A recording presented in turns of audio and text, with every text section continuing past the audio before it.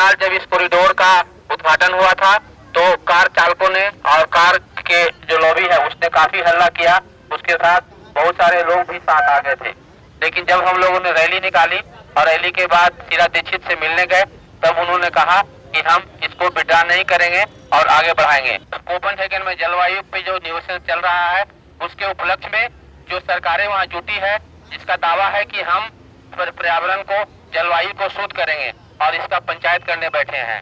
उन पंचायतों में वही सब कंपनियां और वही सब देश के नुमाइंदे गए हैं जो प्रदूषण को बढ़ा रहे हैं और जलवायु को खतरे में डाल रहे हैं। इसमें जो संशोधन किया गया है उसको खारिज किया जाए और बीआरटी कॉरिडोर का जो मूल डिजाइन है, जो मूल प्लान है, उसी की तरह बनाया जाए। 5 मीटर या 2 मीटर का जगह बनाइए, उसके बाद आप 2.5 मीटर की जगह साइकिल चलने वालों के लिए बनाइए। और उससे क्या होता है कि असली में कार वालों को भी सहूलियत होती है, क्योंकि बार बार उनको साइकिल और बस के पीछे अपना ब्रेक नहीं लगाना पड़ता है। तो इस दृष्टिकोण से पूरा प्लान तैयार किया गया और 1997 में दिल्ली सरकार को दिया गया था। उसके बाद उस प्लान पर काफी चर्चा हुई, नई सरकारें बनी, नए ट्रांसपोर्ट कमिश्नर्स आए, तो और काफी कमिटीज बनी जिन्होंने देखा कि इसको क्या करना चाहिए। हम लोगों ने साइकिल और साइकिल रिक्शास के लिए एक स्पेशल सेल खोला है, जिसमें गीतम जी और राजेंद्र रवि जी वगैरह सारे मिलके हम इस कोशिश में लगे हुए हैं कि जल्द से जल्द जो चीजें बहुत करीब 10 सालों से प्लान में बंधी हुई हैं, वो किस तरह से उनको हम कार्यान्वित करें, प्लान्स को, योजनाओं को। तो उन देशों को 60-70% कम करना होगा जहरीले गैसों का निर्माण, कार्बन डाइऑक्साइड का निर्माण, और इसलिए उन पर कोई कड़ी ताकत दिखाने की कोशिश भारत जैसा देश कर रहे हैं। लेकिन अपने देश में क्या हो रहा है? अपने देश में शहर के जमीन का एक एक टुकड़ा हड़पने वाली जो कार इंडस्ट्री है वो हावी है, और एक प्रकार का निजीकरण चल रहा है, जो निजीकरण केवल कंपनियों का निजीकरण है। 3 गुना जगह एक कार लेती है, जबकि साइकिल वाले अपनी छोटी सी लेन पर चलते हैं, पैदल चलने वाले 1 बाय 1 फुट की जगह चाहते हैं, लेकिन उनके लिए जगह नहीं छोड़ी। तो ये एक साजिश है शहर की नहीं, पूरे देश की जमीन को हड़पने की, जो कि मुट्ठी भर धनिकों के हाथ चली जा रही है, किसानों के, उद्योगों के हाथ, और शहर की जमीन भी शहरी धनिकों के वाहनों के लिए, घरों के लिए, उनके हरियाली के लिए और उनके हाईवे और फ्लाईओवर्स के लिए दी जा रही है। तो इस स्थिति में हमारी लड़ाई एक प्रकार की लड़ाई है जो कि निर्माण की एक नई भूमि पैदा कर रही, और ये 6 किलोमीटर का छोटा सा कॉरिडोर इसी का एक छोटा सा प्रतीक है। तो हम लोग एक नारा दे दे, साइकिल चाहिए, प्रदूषण नहीं। बराबर है? सब बोलेंगे प्रदूषण, जानते हैं ना बच्चे? हाँ, ये हंसने की बात नहीं है, नहीं तो रोने वाली स्थिति आ जाएगी। और इसलिए आज हम लोग तन मन से ये मुद्दा उठा रहे हैं, ये भूमिका होनी चाहिए। और हमारे इतने सारे साथी जो कि साइकिल चलाने वाले हैं, उनके साथ साथ और उनके द्वारा ये मुद्दा उठना चाहिए। तो मैं कहूंगी साइकिल चाहिए, जिनको तैयारी से कहना है वो कहे, जोर से मुट्ठी बंद करके हाथ उठा के कहे प्रदूषण नहीं। साइकिल चाहिए, साइकिल चाहिए, साइकिल चाहिए, जिंदाबाद। मैं धन्यवाद देती हूँ राजेंद्र रवि जी, हमारे जन आंदोलनों के राष्ट्रीय समन्वय के प्रमुख अगुवा, लेखक, साहित्यकार, और इस पूरे परिवहन के मुद्दे पर देश में अंतर्राष्ट्रीय स्तर पर मुद्दा उठाने वाले एक सामाजिक कार्यकर्ता को। और मैं धन्यवाद देती हूँ सुरोजित भाई को, जो एक न अलग गैर सरकारी संस्था के साथ जुड़े हैं, पर हर बार आंदोलनों के साथ और इस वैकल्पिक विकास के मुद्दे के साथ जुड़े रहे। तो इस पूरे वैकल्पिक विकास के दायरे में हम लोग, जितने लोग, चंद्रलेखा जी जैसे, विजयन भाई जैसे, अपने कृष्णन भाई जैसे, और हमारी सुनीता बहन, अनीता बहन के साथ जुड़ी हुई बहनें, बच्चे, सब मेहनतकश लोग, इन सब के आधार पर, और कईयों के नाम में जानती नहीं, और आप सबको धन्यवाद देते हुए आपके ही द्वारा इन साइकिलों को आगे बढ़ाया जाने वाला है। जो बीआरटी कॉरिडोर की बात चल रही है उसमें न केवल सार्वजनिक परिवहन को लेकिन सही अर्थ से जो निजी परिवहन है जो किसी कंपनी के आधार पर नहीं है तो खुद के मेहनत और खुद के हाथ में जो साधन है उसके बलबूते पर चलने वाला है जिसमें साइकिल प्रमुख है उसके लिए और पैदल चलने वालों के लिए जगह चाहिए। इसलिए हम लोग इस कॉरिडोर का आग्रह कर रहे हैं। हमारे साथी राजेंद्र रवि जी जिनका कि परिवहन नीति पर अभ्यास है और गीतम तिवारी जी जैसे आईआईटी दिल्ली के दिनेश मोहन जी जैसे जो विशेषज्ञ हैं उनके साथ साथ ये मेहनतकश बहनें बच्चे और सांसदों में एबनी रॉय जी संघर्ष और निर्माण दोनों को मानने वाले लोग साथ चल। आज जो हर बड़े शहर में हजारों वाहन आ रहे हैं वो प्रदूषण का प्रमुख कारण बन रहे हैं और इसीलिए साइकिल जो प्रदूषण मुक्त वाहन है उसी से ये शहरों के प्रदूषण में तो आधे से अधिक कमी हो जाएगी ऐसी हमारी अपेक्षा है।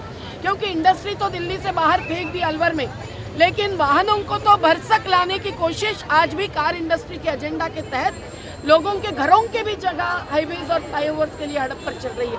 और बहुत सारे लोग जिसमें स्थलांतरित मजदूर हैं वो तो एक बस में या रिक्शा में भी बैठ नहीं सकते हैं। तो सार्वजनिक परिवहन को बढ़ावा देने के साथ साथ इस सही अर्थ से निजी परिवहन को बढ़ावा देना बहुत जरूरी है और इसलिए हम लोग अपना स्थान सम्मान और अपनी जगह पाने के लिए आज राजेंद्र भाई रवि जी और गीतम तिवारी जी के नेतृत्व में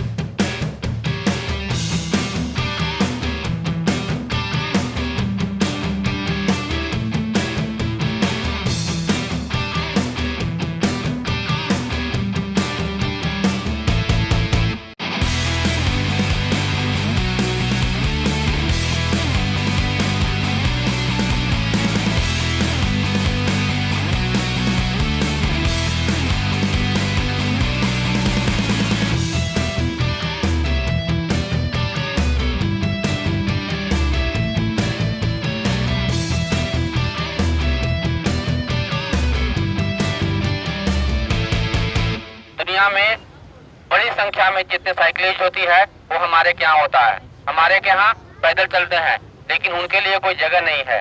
तो जब हमारे लोग जलवायु की रक्षक हैं तो उनके लिए जगह क्यों नहीं मिलती है।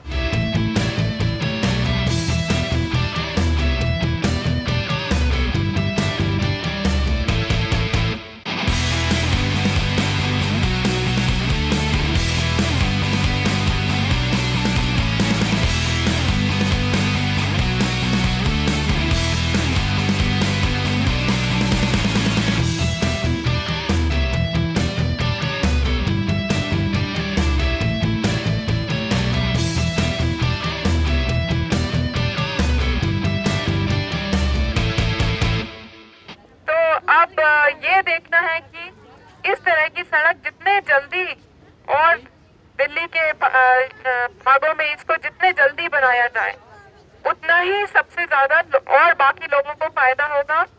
हम दुर्घटनाओं को रोक सकते हैं।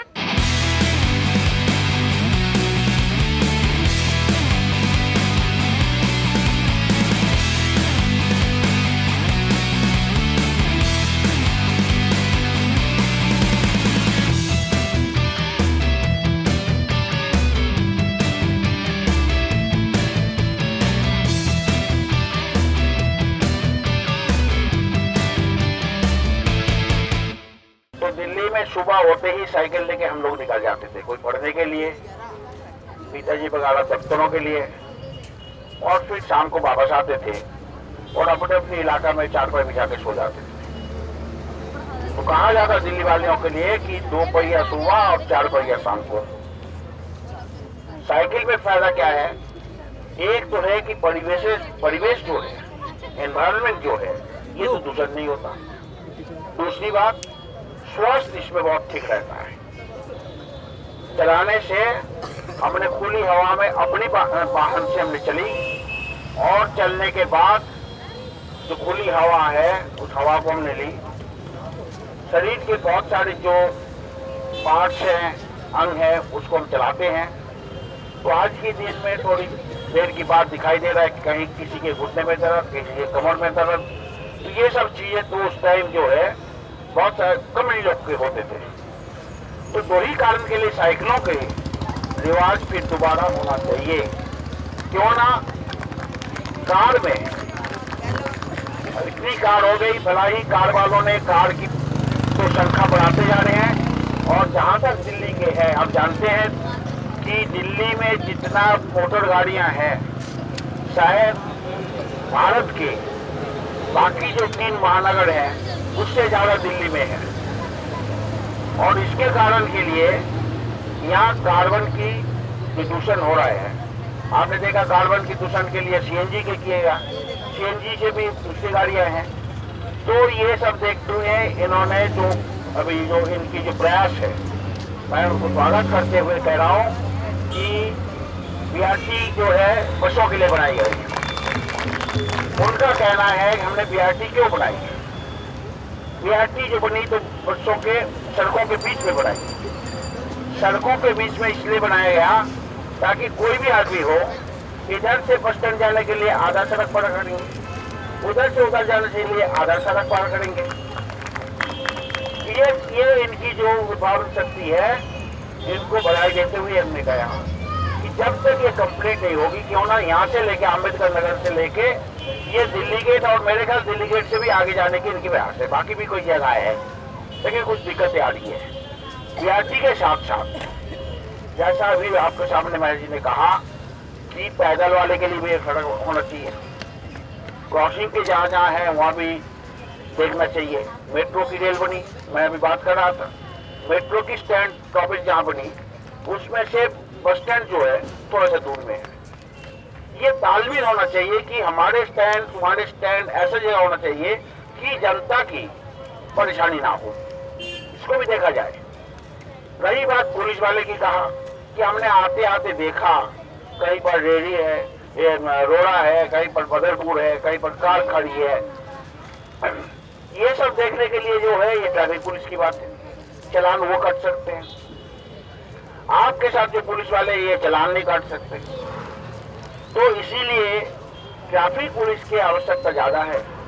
सिग्नलिंग के कुछ है जो सिग्नलिंग अभी आपने देखा होगा, चलते वक्त आपने देखा होगा कि बीआरटी के स्टॉपेज जहाँ है उसी के आगे लाल बत्ती है, ताकि जब गाड़ी से कोई उतरे वो बस के लिए कोई हानि ना पहुंचाए और बस खड़ी रहेगी, आदमी उतर जाएंगे, आदमी चढ़ जाएंगे और फिर लाल बत्ती के बाद वो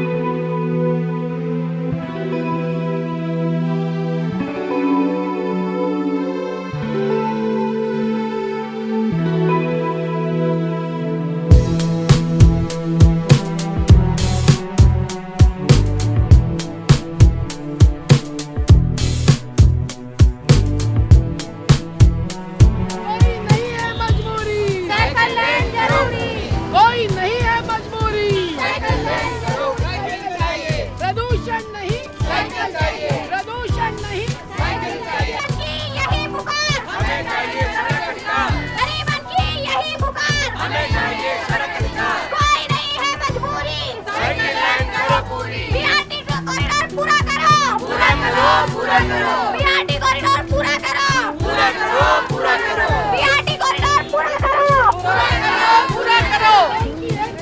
हमें चाहिए सड़क विकास, गरीबों की एक पुकार, हमें चाहिए सड़क विकास। किलोमीटर पर नहीं चलेंगे, जो लोग जहाँ रहते हैं वहीं चलेंगे। इसलिए हम लोग को मांग करना है, जब वोट होता है, चाहे वो नगर निगम का हो, चाहे एमएलए का हो, एमपी का हो, कि आप हमारे लिए क्या करें। आपने क्या हमारे लिए साइकिल लेन बनवाया है, आपने क्या पैदल चलने वालों के लिए बनाया है। अगर नहीं बनाया तो मैं आपको वोट क्यों दूं?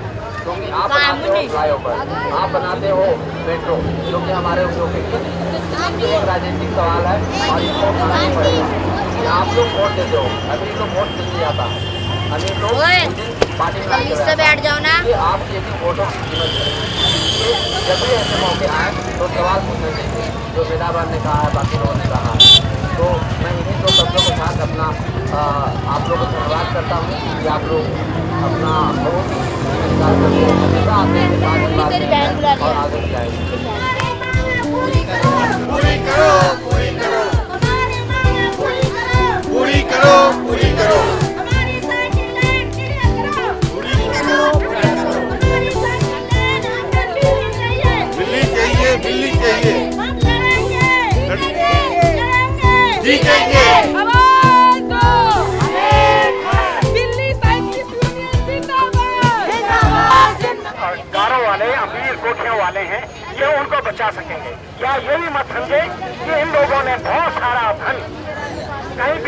टैक्स जाकर जमा कर दिया है और आखिर के भाग करके वहाँ जाकर के आराम की जिंदगी जी सकेंगे।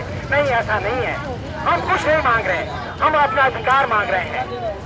इस देश की एक बहुत बड़ी जनसंख्या के हिस्से हम हैं। अगर आज तक हम चुप बैठे हैं तो हम यही देखते रहे हैं कि कब इस सरकार को या आने वाली हर किस्म की सरकार को कब ये होश आएगी, कब ये अपनी नीतियों में ऐसी सोच लाएगी जिसमें कि ये सबको लेकर के चलेगी। हमें कारों से कोई दुश्मनी नहीं है, पर एक आदमी के चलने के लिए 20 फुट की जगह ये जब उन्हें दे सकते हैं तो 20 आदमी को चलने के लिए कम से कम 4 फुट का कॉरिडोर तो दे दें हमें। हम सबकी है यही पुकार,